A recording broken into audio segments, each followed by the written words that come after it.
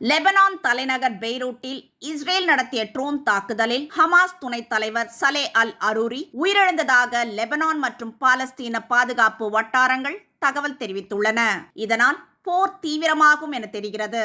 Israel Hamas இடையே போர் நீடித்து வரும் சூழலில் ஹமாஸ் போராட்ட குழுவின் நிறுவனர்களில் ஒருவரும் துணைத் தலைவருமான சலே அல் அரூரி மேற்கு கரையில் உள்ள குழுவிற்கு தலைமை தாங்கி வந்தார். இந்நிலையில் நேற்று ஜனவரி 2 பெய்ரூட்டில் இஸ்ரேலிய ட்ரோன் மூலம் நடத்தப்பட்ட தாக்குதலில் ஹமாஸ் குழுவின் துணைத் தலைவர் சலே அல் அரூரி மற்றும் 3 பேர் கொல்லப்பட்டதாக ஹமாஸ் மற்றும் ஹிஸ்புல்லா அமைப்பினர் உறுதிப்படுத்தியுள்ளனர். இது தொடர்பாக இஸ்ரேலிய அதிகாரிகள் கருத்து தெரிவிக்க மறுத்துவிட்ட நிலையில் இந்த தாக்குதலின் பின்னணியில் இஸ்ரேல் இருந்தால் அது மத்திய கிழக்கு மோதலை பெரிதுபடுத்தும் என அஞ்சப்படுகிறது.